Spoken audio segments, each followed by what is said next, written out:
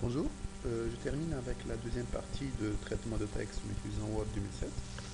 Donc, j'ai terminé l'affectation de mes textes au style correspondant. Tous les titres, j'ai attribué titre 1. Les sous-titres, j'ai attribué au titre 2. Les textes, j'ai attribué mon texte plutôt, qui est le style que j'ai utilisé pour mes textes. Voilà. Donc, je remarque bien que mon sommaire n'a pas changé. Donc j'ai mis 3 chapitres avec introduction générale et conclusion générale, sauf que le sommaire ne contient que 2 chapitres et l'introduction générale. Il faut le mettre à jour. Donc faites un clic droit sur le sommaire, mettre à jour les champs. Il y a 2 options pour mettre à jour. Mettre à jour seulement la numérotation, ou bien générer de nouveau une nouvelle table de matière. C'est l'option que je vais choisir et je vais cliquer sur OK. Voilà. Comme ça, j'aurai mon nouveau sommaire. Supposons après avoir terminé mon rapport, je veux changer ma numérotation. Par exemple là, je ne veux pas avoir chapitre, mais je veux avoir par exemple section, partie. Je ne veux pas avoir la numérotation 1 romaine, par exemple je vais choisir grand A. Je peux faire les modifications que je souhaite faire. En fait, il faut sélectionner le chapitre ou bien une numérotation avant de commencer la modification. Par exemple, cliquez sur chapitre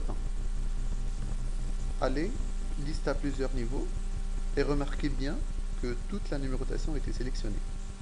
Et on va cliquer sur définir une nouvelle liste à plusieurs niveaux. Si on souhaite changer par exemple le chapitre par chapitre et le 1 romain par grand A, dans le deuxième niveau par exemple, je veux avoir la numérotation 1, 2, 3. Donc je vais supprimer le niveau 1. Voilà. Et dans le troisième niveau, je vais supprimer le niveau 1 et le niveau 2. Il suffit de cliquer sur OK pour que toute la numérotation change d'une manière automatique. Voilà. Pour le sommaire, bien évidemment, il faut le mettre à jour encore une fois. Voilà. Donc j'ai l'introduction générale. Chapitre A, 1, AB, 2, AB, chapitre B, 1, 2, etc.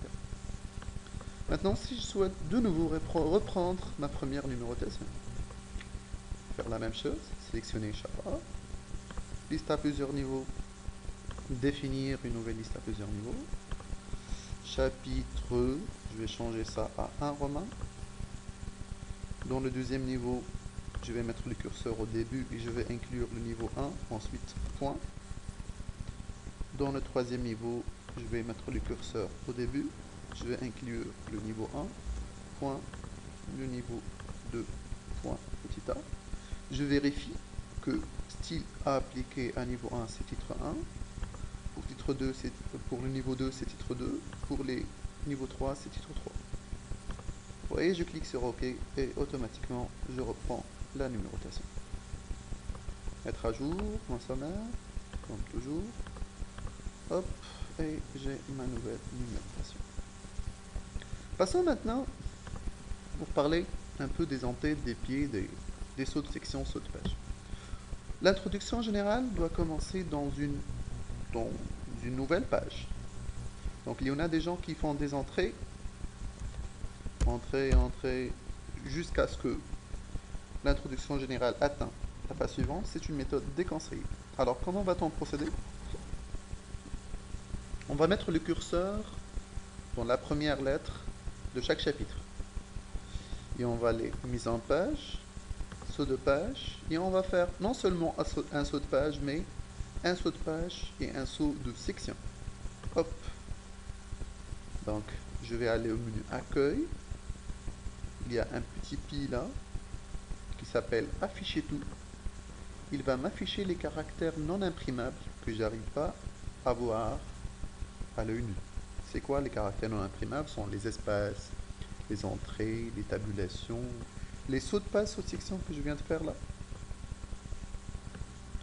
Et on remarque bien que le saut de page va renvoyer le texte vers la page suivante. Donc j'ai une garantie que mon chapitre va commencer au début de page. Si le sommaire sera sur 2 pages, l'introduction générale va passer à la page 3 d'une façon automatique. Maintenant, je vais mettre le curseur avec devant la première lettre du premier chapitre, qui est P, et passer, parce que cette partie-là, elle est fermée.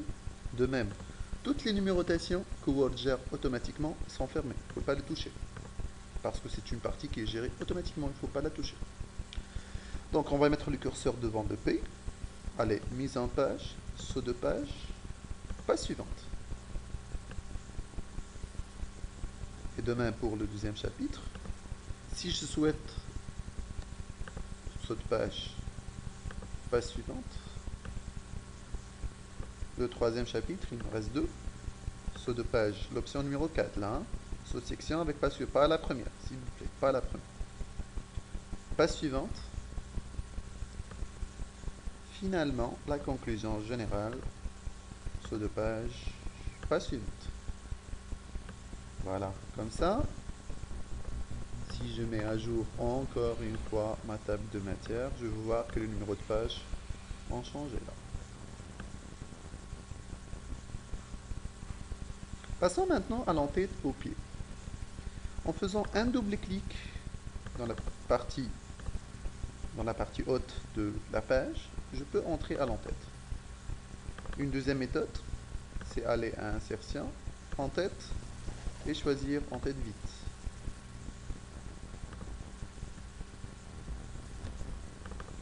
Donc double clic. Donc je vais écrire ici rapport de stage. Donc si le pli vous dérange, on peut la supprimer. Rapport de stage d'initiation.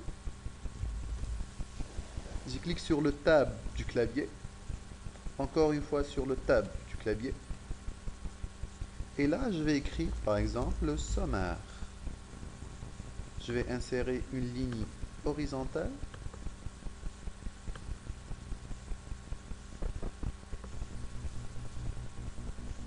Et on remarque bien qu'il y a 2 menus qui apparaissent lorsque je sélectionne la ligne. C'est le menu format et le menu création. Donc, et lorsque je suis dans l'entête, un seul menu apparaît, c'est le menu création. Donc je sélectionne la ligne.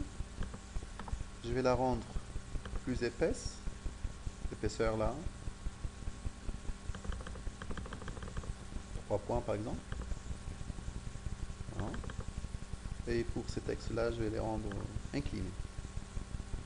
Je peux l'agrandir un peu si vous voulez. Voilà. Donc pour quitter l'entête, il suffit de cliquer sur Fermer ou bien faire un double clic en dehors de ça. Donc, juste une petite information, là, mes menus se terminent avec Développeur. Si je fais un double clic pour entrer à l'entête, il y a un nouveau menu qui s'appelle Création. Donc ça se voit très bien que ce menu il est spécifique à la partie en tête. Je lis très bien là, en tête de quelle section? De la section 1, parce que je suis dans la première section. Je vais aller à la section suivante et je trouve rapport de stage d'initiation sommaire. Et moi je veux changer sommaire à introduction générale. Si je change la introduction générale, et je reviens à la section précédente avec ce bouton-là, je trouve qu'elle a changé. Ça devient également introduction générale, c'est-à-dire il est collé. Donc je vais CTRL Z pour annuler. Je passe à la deuxième section. Ce qu'il faut faire, il faut désactiver ce bouton-là, lié au précédent. Et changer la introduction générale. Je reviens maintenant à la section précédente et je vois que j'ai ici sommaire. Et dans la section suivante, j'ai introduction générale. Section suivante, c'est la section qui contient le chapitre 1. Je vais désactiver le bouton et écrire premier chapitre, chapitre 1 si vous voulez. Je passe à la section suivante. La même chose, désactiver. Je vais changer chapitre 2, deuxième chapitre, Section suivante, désactiver le bouton. Chapitre 3.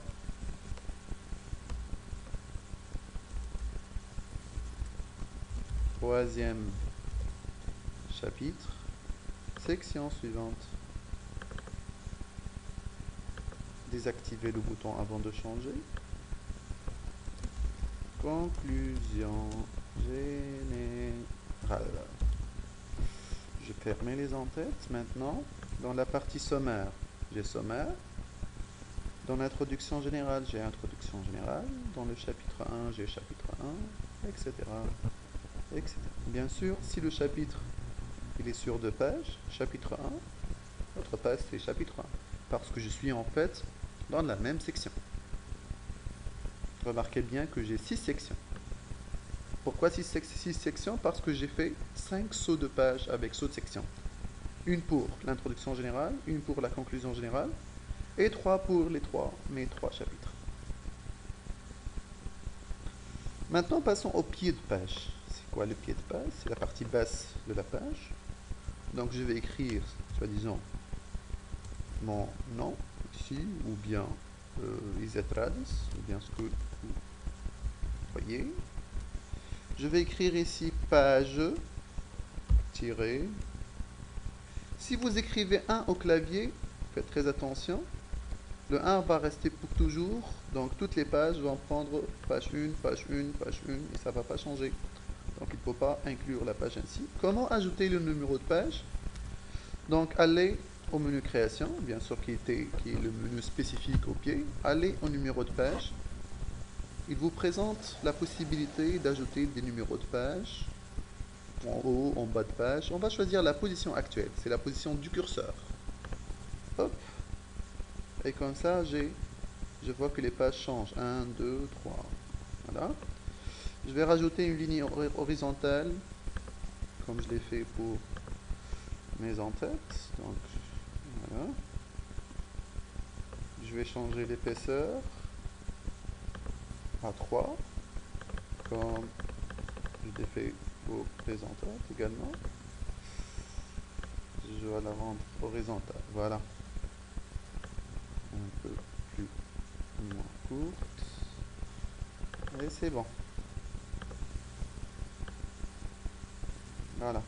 Donc je vais mettre à jour mon sommaire encore une fois pour voir la nouvelle numérotation. Donc ça ne change pas. Sauf que les pages s'affichent.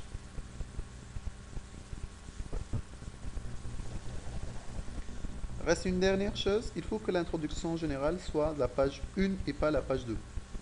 Donc j'aime bien que je souhaite la numérotation à partir de cette page-là. Donc allez à la page où vous souhaitez commencer votre numérotation, que ce soit l'introduction générale ou autre page.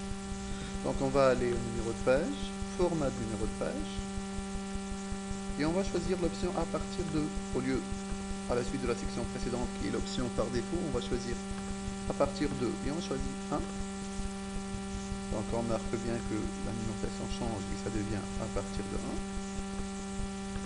1. Sauf que le sommaire est également la page 1. Donc j'ai deux pages 1. Page 1 pour le sommaire, page 1 pour l'introduction générale. Donc je supprime le lien. Je monte en haut.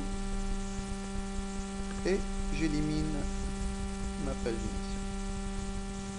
Donc finalement, je vais mettre à jour encore une fois mon sommaire. Et je remarque bien que l'introduction générale c'est la page 1. Il n'y a pas de numérotation dans le sommaire. L'introduction générale, voilà, effectivement c'est la page 1. Et pour le reste, les pieds, il ne faut pas les toucher. Laissez les qui sont, donc ça va continuer automatiquement. C'est la fin de la deuxième partie.